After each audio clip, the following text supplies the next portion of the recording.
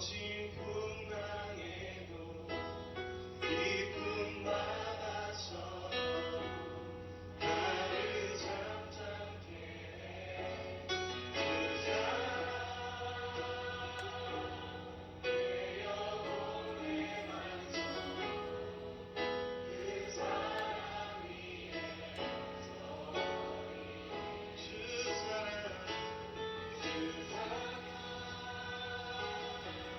거친 풍랑에도 기쁨 받아서 나를 잠잠케 해. 주 사랑 내 영혼의 반석 그 사랑 위에 서리 내가 주인 삶 모든 것 내려놓고 내 주 대신 주 앞에 나가 모든 것 내려놓고 주님만 사랑해. 내가 주인 삼은 모든 것 내려놓고 내가 주인 삼은 모든 것 내려놓고 내 주 대신 주 앞에 나가 내가 사랑해서 모든 것 내려놓고 주님을 만나 주 사랑하는 주님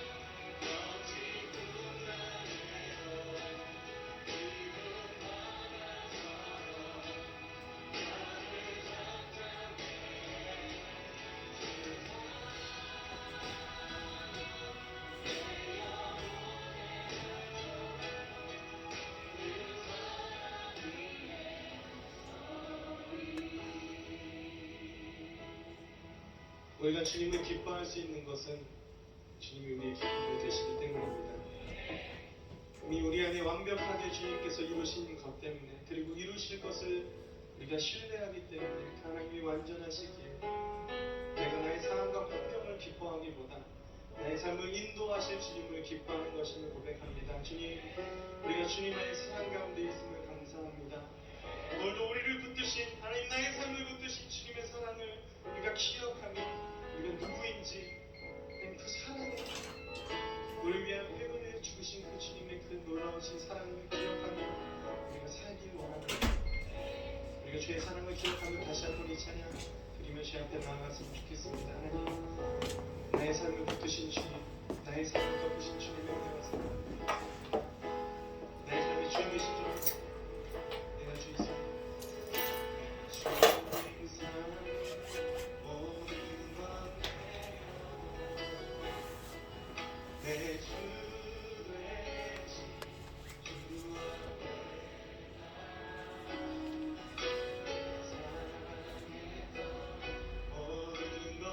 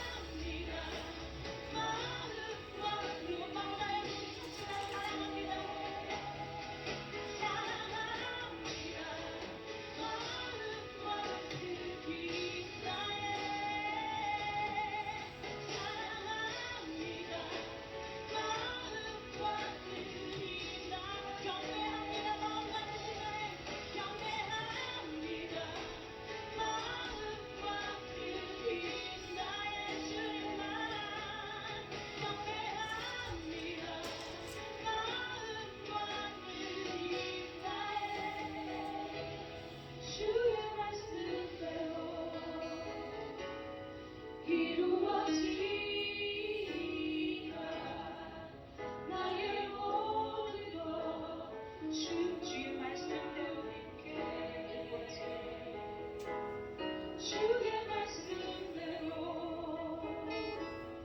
이루어지리라. 나의 모든 것 주님께. 우리 가운데 주님께서 이루어가신 나라 앞에 큰 박수와 큰 함성을 드립시다. 할렐루야. 아멘. 그의 주고 목이 마르니 성령의 기름 부으소서. 그의 주고 목이 마르니 내 잔을 채워 주소서. 그의 주리고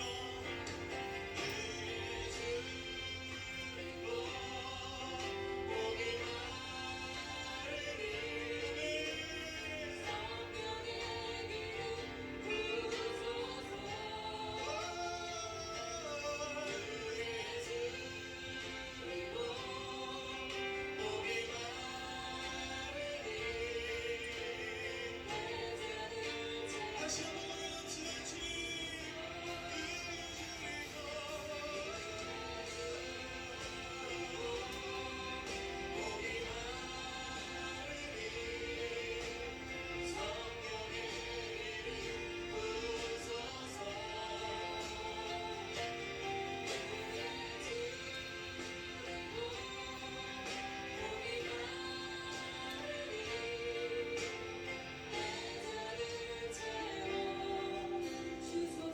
이 시간 마음이 상하고 지친 자들을 부르시며 우리 안에 신실하게 역사하고 계신 주님 앞에 우리의 마음을 드리며 우리 예배를 주님 앞에 올려드리길 원합니다.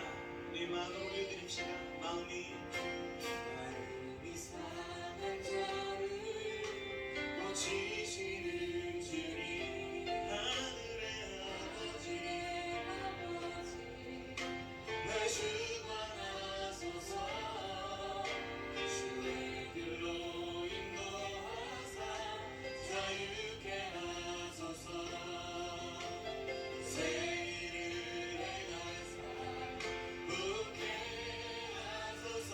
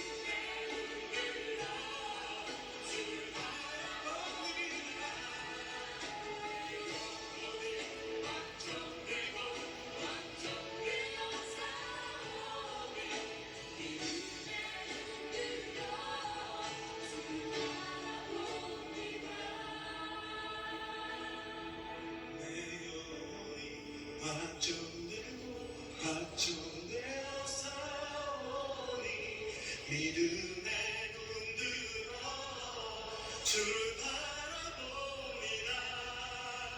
내 영혼이 확정되어 싸우니 믿음의 눈 들어 주를 바라봅니다. 내 영혼이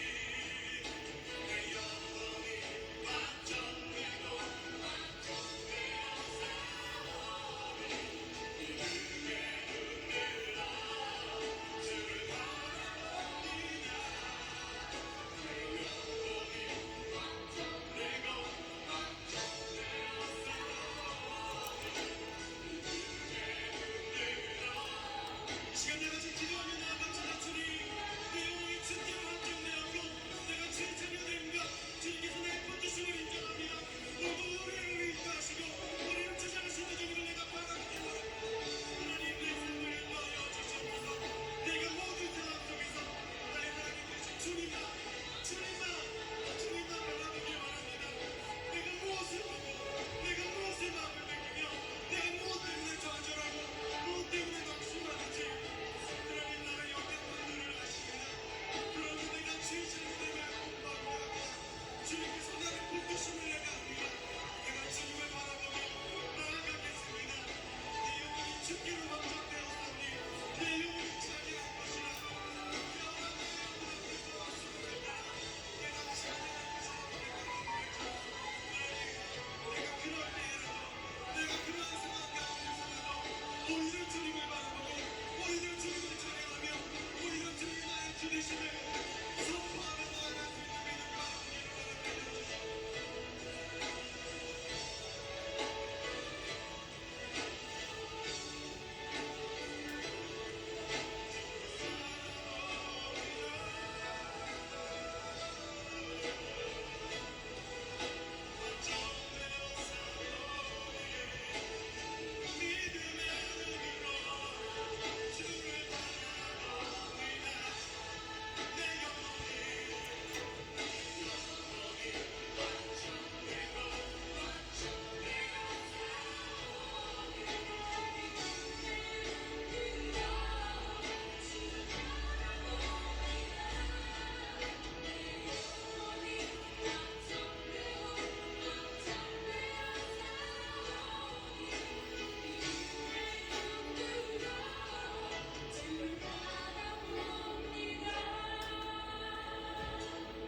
우리 삶이 이런 고백과 같이 드려지길 원합니다. 어떠한 상황 가운데서도 우리 주인 되신 주님을 예배하며 주님을 따르길 원합니다. 하나님 우리에게 담대함을 허락하여 주시옵소서. 모든 상황 가운데 주님을 바라볼 수 있는 은혜와 담대함을 허락하여 주시옵소서. 주님의 신실하심을 우리가 바라봅니다. 우리가 이 찬양을 주님 앞에 다시 한번 고백하며 나아갔으면 좋겠습니다.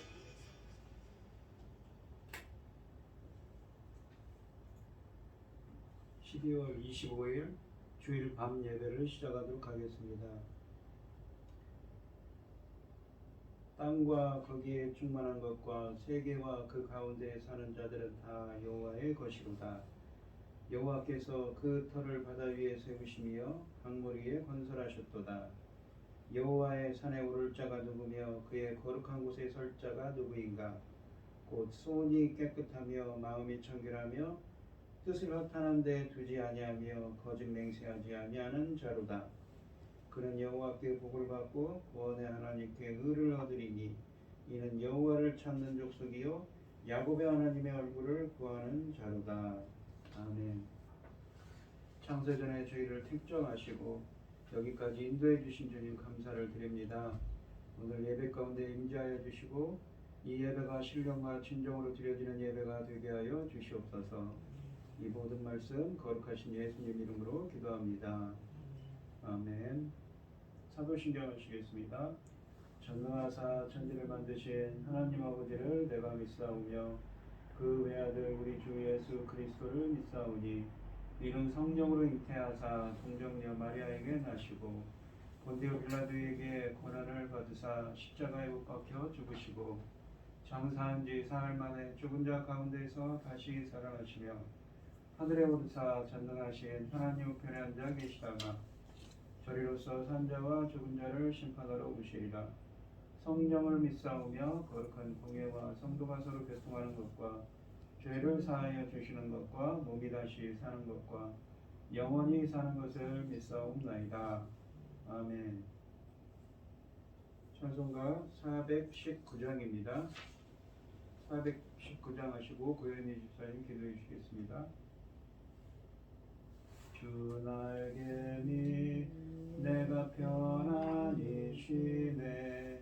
밤 깊고 비바람 불어쳐도 아버지께서 날 지키시리니 거기서 편안히 쉬리로다. 주 날개 밑 편안하다. 그 사랑 끊을 자니뇨. 주 날개 밑 내 쉬는 영혼 영원히 거기서 살리. 주 날개 밑 나의 피난처 되니 거기서 쉬기를 원하노라. 세상이 나를 위롭지 못하나 거기서 평화를 누리리라. 주 날개 밑 평안하다. 그 사랑 끊을 자니뇨. 주 날개 밑 내 쉬는 영혼 영원히 거기서 살리. 주 날개 밑 참된 기쁨이 있네. 고달픈 세상 길 가는 동안 나 거기 숨어 돌보심을 받고 영원한 안식을 얻으리라. 주 날개 밑 평안하다. 그 사랑 끊을 자니뇨.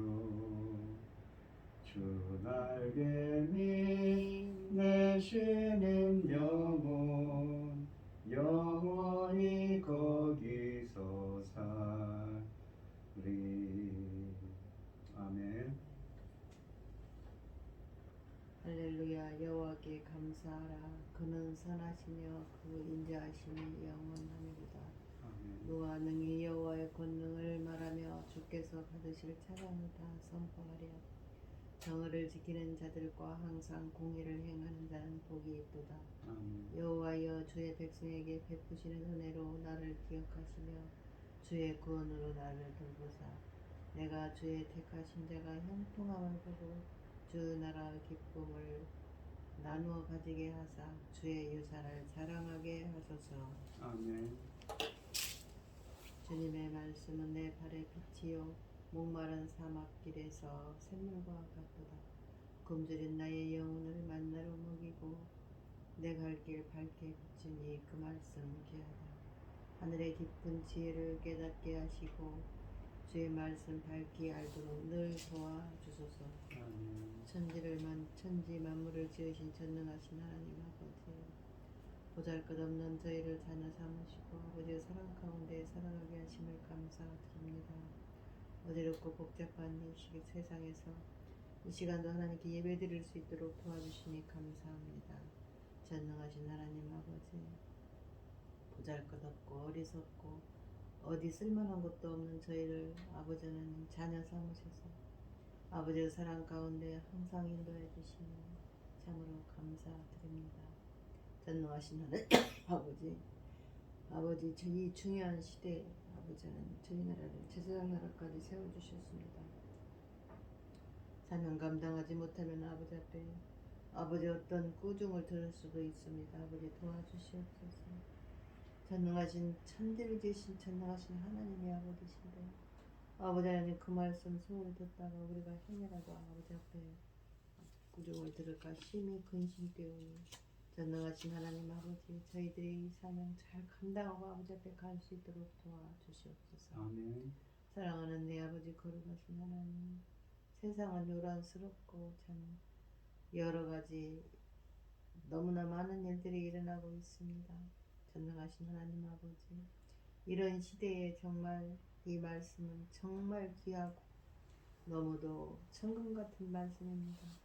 아버지 하나님 이 귀한 말씀으로 아버지 하나님 자녀를 아버지 찾아서 아버지께 드릴 수 있도록 그리스도 신부로 드릴 수 있도록 이 열매 거둘 이 시대에 아버지 하나님 저희들을 붙잡아 주시고 인도하여 주시옵소서. 아멘. 당신의 사랑하는 종이 열매 맺는 시대에 열매 맺는 말씀을 들고 강단에 세우셨으니 감사합니다. 이 중요한 열매 맺을 말씀으로 인하여 아버지께서 받으실 천금 같은 그리스도의 신부들이 아버지 나올 수 있도록 빛의 자녀와 그리스도의 신부들로 나올 수 있도록 도와주시옵소서. 전능하신 하나님 아버지, 우리의 갈 길 아버지께서 다 예정해 놓고 계시니 아버지는 우리는 묵묵히 아버지께서 역사하시는 대로 이끌어 주시는 대로 이루어 가시는 대로 아버지 우리는 묵묵히 기다리며 아버지 하나님 때를 기다리겠습니다.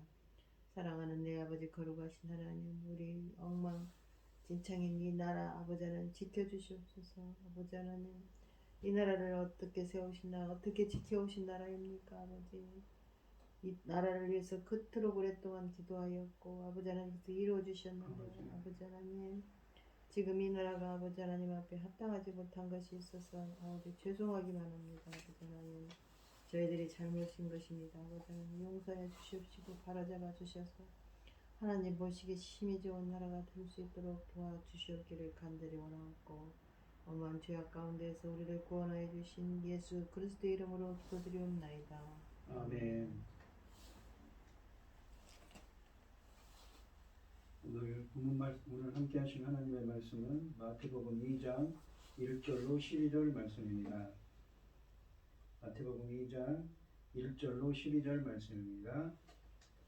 교독을 하도록 하겠습니다. 제가 먼저 읽겠습니다. 헤로드 왕 때 예수께서 유대 베들레헴에서 나심에 동방으로부터 박사들이 예루살렘에 이르러 말하되 유대인 왕으로 나신 이가 어디 계시냐? 우리가 동방에서 그의 별을 보고 그에게 경배하러 왔노라 하니 헤로드 왕과 온 예루살렘이 듣고 소동한지라. 왕이 모든 제사장과 그 백성의 서기관들을 모아 그리스도가 어디서 나겠느냐 물으니 이르되 유대 베들레헴이오니 이는 선지자로 이렇게 기록된 바. 또 유대 땅 베들레헴은 유대 고을 중에서 가장 작지 아니하도다. 네게서 한 다스리는 자가 나와서 내 백성 이스라엘의 목자가 되리라 하였음이니이다. 이에 헤롯이 가만히 박사들을 불러 별이 나타난 때를 자세히 묻고 베들레헴으로 보내고 이르되 가서 아기에 대하여 자세히 알아보고 찾거든 내게 고하여 나도 가서 그에게 경배하게 하라. 박사들이 왕의 말을 듣고 갈새 동방에서 보던 그 별이 문득 앞서 인도하여 가다가 아기 있는 곳 위에 머물러 서 있는지라. 그들이 별을 보고 매우 크게 기뻐하고 기뻐하더라. 집에 들어가 아기와 그의 어머니 마리아가 함께 있는 것을 보고 엎드려 아기께 경배하고 보배압을 열어 황금과 유압과 모력을 예물로 드리니라. 그들은 꿈에 헤롯에게로 돌아가지 말라 지시하심을 받아 다른 길로 고국에 돌아가니라. 아멘. 찬송가 292장입니다. 주 없이 살 수 없네 죄인의 구주여 그 귀한 보배 피로 날 구속하소서. 구주의 사랑으로 흘리신 보혈이 내 소망 나의 희로 내 영광 됩니다. 주 없이 살 수 없네 나 못서리 힘없고 부족하며 지혜도 없도다. 내 주는 나의 생명 또 나의 힘이라. 주님을 의지하여 지혜를 얻으리. 주 없이 살 수 없네. 내 주는 아신다. 내 영의 깊은 간구 마음의 소원을 주밖에 나의 마음 니 알아주리요. 내 마음 위로하사 평온케 하시네. 주 없이 살 수 없네. 세월이 흐르고 이 깊은 고독 속에 내 생명 끝나도 사나운 풍랑일 때 날 지켜주시니 내 곁에 때 계신 주님 늘 힘이 됩니다. 아멘. 오늘 본문 말씀의 제목은 왕으로 나신 이입니다. 왕으로 나신 이입니다. 이 본문은 이 동방에서 박사들이 아기 예수님을 방문하여 경배하고 선물을 드리고 돌아간 사실을 소개합니다. 동방은 이방 지역이고 박사들도 이방인들입니다. 그들이 유대의 한 작은 마을에서 태어나신 아기 예수님을 방문하여 경배한 것은 예수님이 이스라엘만의 왕이 아니라 온 우주의 왕이시라는 사실을 보여주고 있습니다. 오늘 본문 말씀을 보시면 1절에 보시면 헤로드 왕 때에 예수께서 유대 베들레헴에서 나심에 동방으로부터 박사들이 예루살렘에 이르러 말하되 라고 되어 있습니다. 박사라고 되어 있는데 이 말은 헬라어로 마고스라고 되어 있는데 페르시아의 이 점성술이나 의술, 천문학자를 의미하는 말입니다. 앞날을 내다보는 데 능통한 현인 또는 천문학자를 뜻하는 말이지요.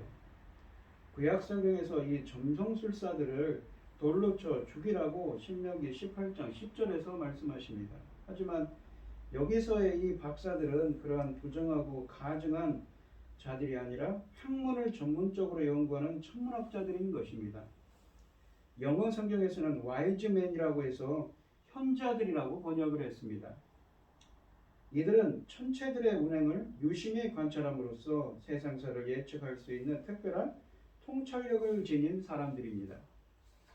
물론 이들은 하나님을 믿는 의로운 자들이 아니었습니다. 그럼에도 불구하고 이들이 예수님의 탄생 소식을 듣고 예수님을 찾아온 것은 하나님의 구원이 유대 지역뿐만 아니라 이방 지역에도 미칠 것임을 시사합니다.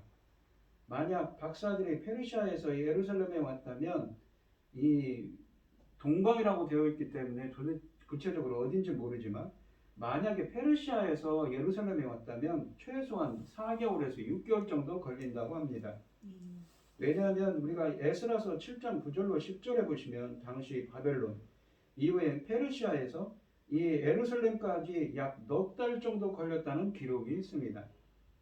한편 박사들의 행렬의 정체의 정체와 출신뿐만 아니라 그들의 숫자도 알려져 있지는 않습니다. 어쨌든 박사들은 상당수의 승무원들과 함께 예루살렘을 방문했을 것입니다. 왜냐하면 이 사막을 건너오려면 상당히 많은 수행원들이 필요합니다. 짐꾼들이 필요하고 낙타들도 엄청난 수의 낙타들이 필요하죠. 말과 낙타들이요. 그리고 수행원들, 그러니까 그들을 따르는 이 경호원들뿐만 아니라 많은 수행원들이 필요합니다. 그들이 새로 태어난 왕에게 경배드리는 장면에 이 묘사는 하나님의 구원 계획에 포함되어 있지 않다고 생각되던 이방인들이 새로 태어난 왕 앞에 나옴으로써 그들의 계획에 그분의 계획에 참여할 수 있게 되었다는 것이었습니다. 이러한 점을 이 본문에서는 자신의 복음서 여러 곳에서 마태는 증거하고 있는 것이지요. 2절 말씀을 보시면 유대인의 왕으로 나신 이가 어디 계시냐? 우리가 동방에서 그의 별을 보고 그에게 경배하러 왔노라 하니,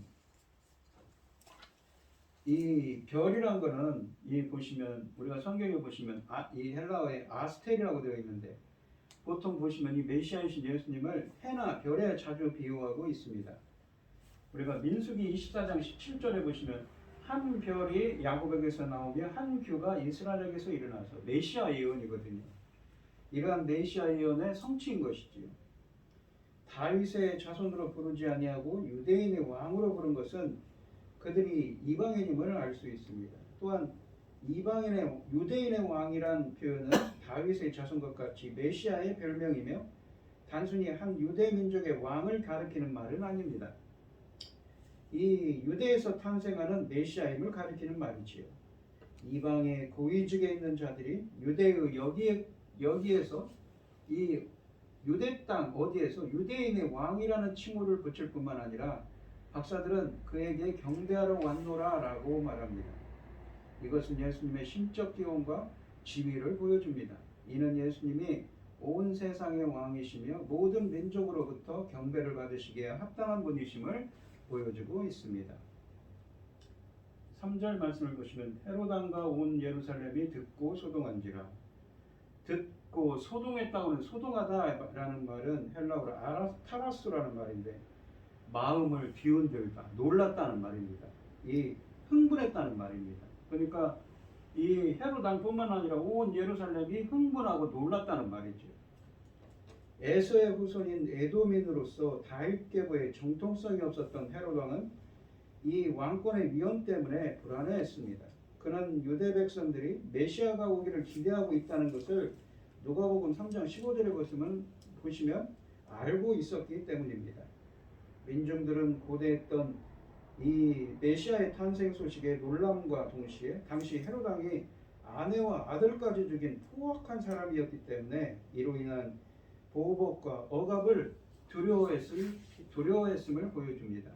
유대인들은 대부분 메시아가 다윗 왕이나 알렉산더 대왕처럼 군사적, 정치적 구원자가 되기를 기대했습니다. 다윗 계보에 이 정통성이 없었던 헤롯 왕은 이 왕권의 위협 때문에 불안해했고 민중들은 고대했던 메시아의 탄생 소식에 놀람과 동시에 헤롯의 포악성으로 인한 보복과 억압을 두려워했음을 보여줍니다.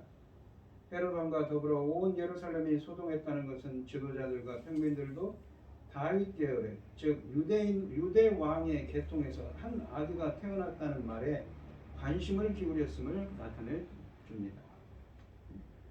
4절로 6절 말씀을 보시면 왕이 모든 대제사장과 백성의 서기관들을 모아 이 그리스도가 어디서 나겠느냐 물으니 5절에 보시면 이르되 유대 예루살렘이오니 이는 선지자로 이렇게 기록된 바. 6절에 보시면 또 유대 땅 베들레헴아 너는 유대 고을 중에서 가장 작지 아니하도다. 내게서 한 다스리는 자가 나와서 내 백성 이스라엘의 목자가 되리라 하였음이니이다 라고 되어 있습니다. 6절 말씀은 미가서 5장 2절 말씀을 인용합니다. 헤롯의 증오에 대한 답은 간단했습니다. 왜냐하면 700여 년 전에 미가 선지자가 미가서 5장 2절에서 메시아의 출생지를 정확하게 밝혀놓았기 때문입니다. 예수께서 메시아에 대한 예언들을 얼마나 완전하게 성취하셨는지를 보여주기 위해 구약 선지자들의 말을 인용하고 있습니다. 본문은 또한 미가서 5장 2절뿐만 아니라 사무엘하 5장 2절 말씀도 인용하고 있습니다. 내 백성 이스라엘의 목자가 되리라 라는 말이 구약성경에 이 사무엘하 5장 2절 말씀을 인용하는데 목자라는 말은 우리가 시편 23편에 있는 것처럼 그 목자 포이마이노라는 그 헬라어로서 양을 먹이다, 양을 치다, 양을 돌보다, 다스리다, 보호하다는 의미를 담고 있습니다. 또한 자기 백성이라는 말은 언약 백성을 의미하는 말이지요. 언약 백성인 자기 백성이 하나님이 선택하고 예정하신 하나님의 백성들을 보호하고 지키고 그들을 가르치기 위한 목자가 되시기 위해 오셨음을 뜻하는 말입니다. 7절에 보시면 이에 헤롯이 가만히 박사들을 불러 별이 나타난 때를 자세히 묻고, 이 가만이라고 되어 있는데 사실은 헬라어를 직역하면 라스라라고 해서 이 비밀리에 물었다는 말입니다. 여기서 가만히와 자세히라는 용어들은 헤롯의 정치적인 관계를 보여줍니다. 그때 헤롯은 비밀리에 박사들을 불러 유대의 서기관들에게 물었던 내용을 묻습니다. 별이 나타난 때를 상세히 확인합니다. 별이 나타난 때를 알아야 죽여야 할 아이들의 나이를 계산할 수 있기 때문이지요. 헤롯에겐 발등에 떨어진 문제가 생긴 것입니다. 마음이 불안해진 그는 이미 한 가지 계획을 세우고 있었습니다. 그는 다시 그들을 불러 박사들의 질문에 대답해주고 그들을 베들레헴으로 보냈습니다. 그러나 헤롯 역시 그들에게서 얻어야 할 정보가 있었습니다. 그는 이 왕의 나이를 알아야 했습니다. 헤롯은 별이 나타난 때를 자세히 알게 되면 그 아이의 나이를 알 수 있을 것이라고 생각했던 것이지요. 우리는 여기서 그 별이 2년 전에 나타났다는 것을 추측할 수 있습니다. 왜냐하면 2장 16절에 보시면 헤롯이 살인 난동을 벌였을 때 그는 2살 아이 이하의 모든 아이들을, 남자아이들을 죽이라고 명령했기 때문입니다. 물론 그는 그 아이를 확실하게 죽이기 위해 나이를 보탰을 수도 있지요. 이 8절 말씀을 보시면 베들레헴으로 보내며 이르되 가서 아기에 대하여 자세히 알아보고 찾거든 내게 고하여 나도 가서 그에게 경배하게 하라. 박사들이 메시아를 경배하러 온 목적을 아는 헤롯은 그들의 편인 것처럼 속이고 있습니다. 그러니까 흉계를 꾸미고 있는 것이죠. 메시아이신 예수님을 죽이려고요. 헤롯은 메시아가 태어날 정확한 위치를 파악해서 그를 죽이려고 합니다. 이 장래 왕이 예루살렘에 있지 않다는 것을 알고 헤롯 왕은 박사들을 작은 마을인 베들레헴으로 보내어 이 아기에 대해 자세히 알아보게 합니다. 그 아기의 나이를 알지 못하고 그가 어디에서 발견될지도 정확히 알지 못하기 때문에 그것은 어렵고 오랜 탐문이 될 것입니다. 헤롯은 틀림없이 그들이 아기를 찾아낸다 해도 어떻게 알아볼 수 있을지 궁금했을 것입니다. 그러나 헤롯은 이 장래 왕에 대한 소문을 확인하지 않은 채 그냥 내버려 두지는 않았습니다. 그래서 그는 박사들을 보내면서 그 아기를 찾거든 이 예루살렘으로 돌아오라고 지시했습니다. 헤롯이 무슨 이유로 그랬을까요? 그는 나도 가서 그에게 경배하려 함이라고 설명했습니다. 그는 이 기만적인 계략으로 박사들을 감쪽같이 속였고 그들은 돌아와 그 아이의 소재를 헤롯에게 구하겠다고 동의했을 것입니다. 박사들에게는 헤롯이 왕에게 경의를 표하는 것 말고 다른 어떤 일을 할 것이라고 생각할 이유가 전혀 없었습니다. 또한 헤롯에게는 이 박사들이 자기에게 필요한 정보를 가지고 돌아오지 않을 것이라고 생각할 이유도 전혀 없었습니다. 그러나 헤롯은 그리스도께 경배하기를 원한 것이 아니었습니다. 그런 거짓말을 하고 있었지요. 예수님을 죽일 계획을 꾸미고 있었습니다. 9절로 12절 말씀을 보시겠습니다. 박사들이 왕의 말을 듣고 갈새 동방에서 보던 그 별이 문득 앞서 인도하여 가다가 아기 있는 곳 위에 머물러 서 있는지라. 하나님의 초자연적인 인도죠. 그들이 별을 보고 매우 크게 기뻐하더라. 집에 들어가 아이와 그의 어머니 마리아가 함께 있는 것을 보고 엎드려 아기께 경배하고 보배압을 열어 황금과 유향과 모략을 예물로 드리니라. 그들은 꿈에 헤롯에게로 돌아가지 말라 지시하심을 받아 다른 길로 고국에 돌아가니라 라고 되어 있습니다. 9절과 10절에 보시면 그 아기가 베들레헴에서 태어날 것이라는 말을 들은 박사들은 남쪽을 향해 예루살렘을 떠났습니다. 그들이 길을 갈 때 갑자기 동방에서 보던 그 별이 다시 보였습니다. 박사들은 이 별을 따라 예루살렘을 향해 서쪽으로 수천 마일을 여행해 왔었지요. 그런데 그들이 베들레헴을 향해 남쪽으로 갈 때 그 별이 다시 나타나 앞서 움직였습니다. 그리고 그 별은 아기 있는 곳 위에 머물러 있었습니다. 본문은 하나님께서 이 사람들을 당신의 아들에게로 인도하시기 위해 의도적으로 이 별을 보내셨다는 것을 강조합니다. 그 별의 이름은 즉시 그 별의 이동은 즉시 천체를 연구하고 별들을 관찰하는 이 박사들의 눈에 띄었습니다. 그들은 이 별을 따라 수천 마일을, 수천 킬로를 가로질러 온 사람들입니다. 기대와는 달리 그들은 예루살렘의 궁전에서 아기를 찾을 수 없었습니다. 따라서 그들은 단지 움직이는 별을 따라 계속 길을 가는 것에 지치기도 했을 것입니다. 그러나 당연히 그 별이 머물러 서는 것을 보았을 때 가장 크게 기뻐했을 것입니다. 그들의 여행은 끝이 났습니다. 그들은 자기들이 찾던 분을 발견한 것이지요. 어떤 사람들은 예수님이 갓 태어나셨을 때 박사들이 예수님을 방문한 것으로 생각합니다. 심지어 예수님이 마구간에 누워 계실 때 동방 박사들이 방문한 것으로 되어 있는 그림들도 있지요. 하지만 여기서 집에 해당하는 이 헬라어 오이키안이라는 말은 마구간이 아니라 일반적으로 사람들이 사는 집을 뜻하는 말입니다. 이 장에 주어진 단서들에 근거할 때 이 박사들이 구유에 도착해 있는 전통적인 그러한 그림들은 비성경적이며 부정확한 것들입니다. 박사들은 예수님의 탄생 후 일정 시간이 지난 후에 도착했습니다. 왜냐하면 예수께서 갓난아기나 유아라는 여기에 본문에 쓰인 아기라는 표현이 브레포스라는 갓난아기를 뜻하는 말을 사용한 게 아니라 파이디온이라는 말을 사용했는데 박사들은 마구간이 아니라 집으로 갔기 때문입니다.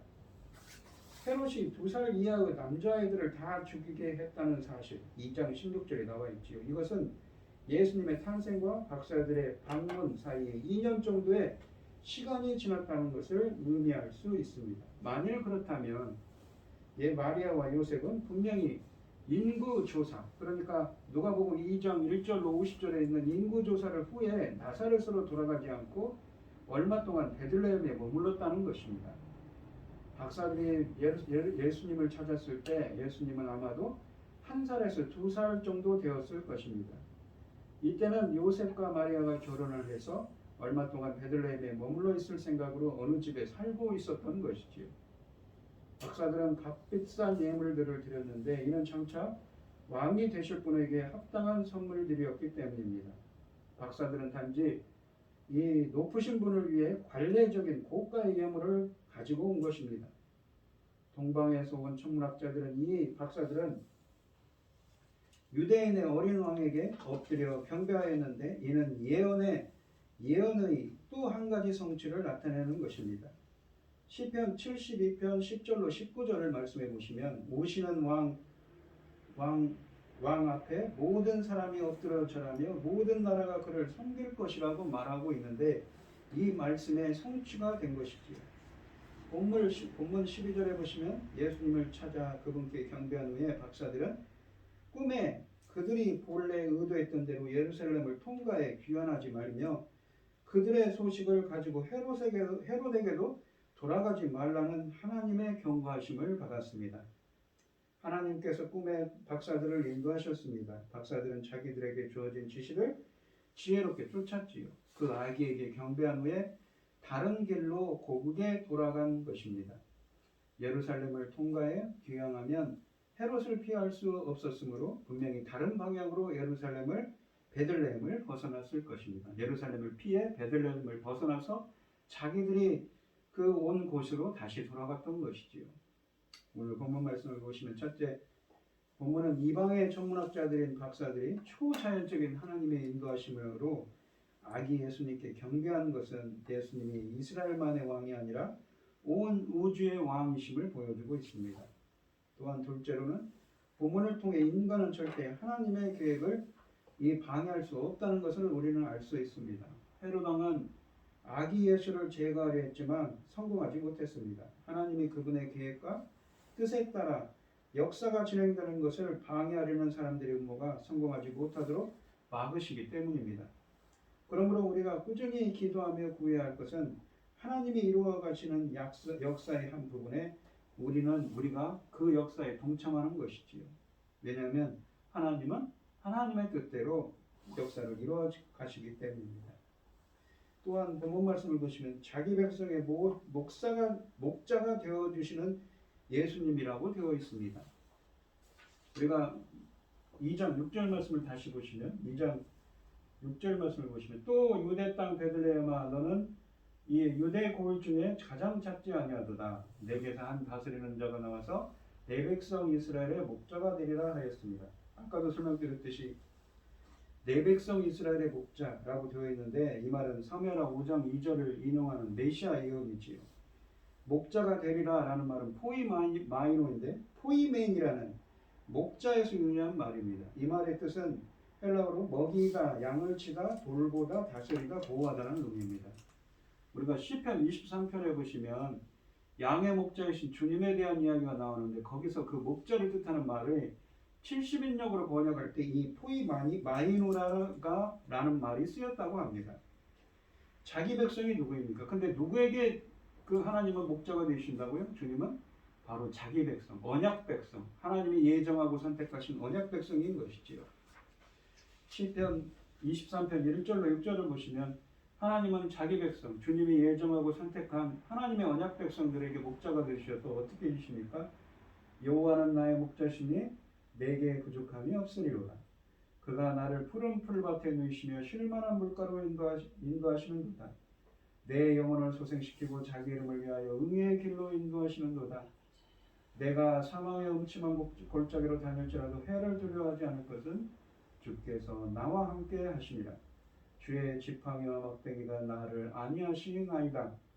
주께서 내 원수의 목전에서 내게 상을 차려주시고 기름을 내 머리에 부으셨으니 내 잔이 넘치나이다. 내 평생의 선하심과 인자하심이 반드시 나를 따르리니 내가 여호와의 집에 영원히 살리로다. 아멘. 오늘 본문의 말씀에 있는 것처럼 주님은 이 양의 자기 백성들의 목자가 되시기 위해서 오셨지요. 하나님은 예정하고 선택하신 백성들을 가르치고 지키고 보호하시고 먹이시기 위해서 오셨습니다. 우리가 그 언약 백성이라는 것이 중요하죠. 언약 백성이 무엇입니까? 바로 성경은 언약의 책입니다. 성경은 구약과 신약 있지요. 구약이란 말 자체가 옛 언약이고 신약이란 말 자체가 새 언약입니다. 대표적인 옛 언약은 출애굽기 19장에 나와 있죠. 19장부터 24장에 이 시내산으로 들어간 이스라엘 백성들이 어떻습니까? 거기서 시내산에 당도한, 그러니까 출애굽을 하고 광야에서 한 달간 이동을 해서 시내산에 도착했는데 거기서 하나님과 언약을 맺습니다. 너희들이 내 말을 듣고 내 말에 순종하면 나는 너희의 하나님이 되고 너희는 내 백성이 될 거라고 하시죠. 하나님은 이미 그들을 예정하고 선택했습니다. 하지만 거기서 언약을 맺습니다. 은혜로운 언약이지요. 이스라엘 백성들의 부족함에도 불구하고 말입니다.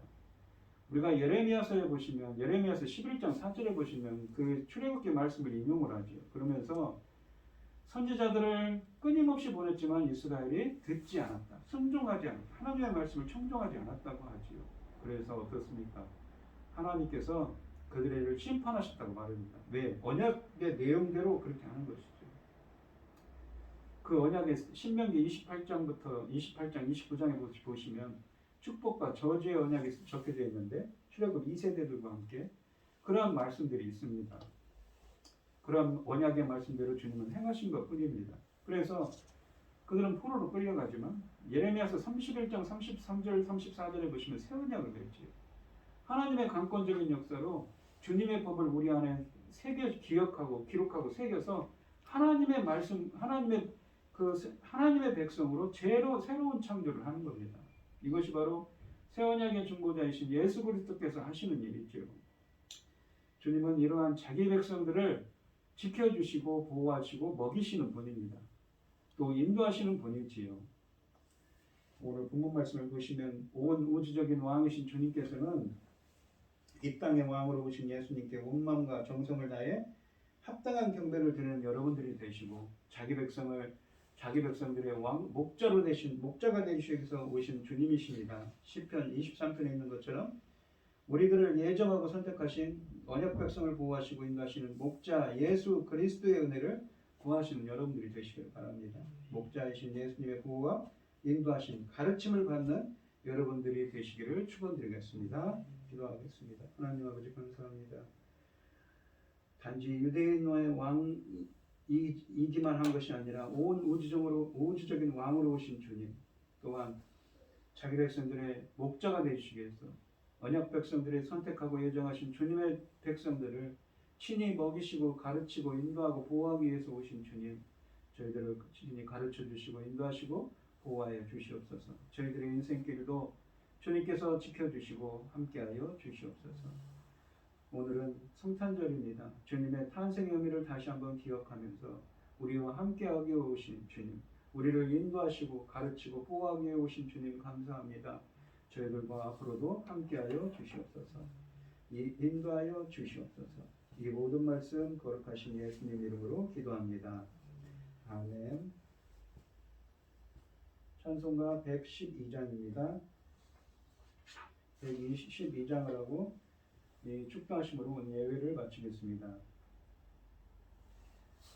그 맑고 가는 밤중에 무천사 내려와 그 손에 띠파 들고서 다 찬송하기를 평강의 왕의 오심이 다 평안하여라. 그 소란하던 세상이 다 고요하도다.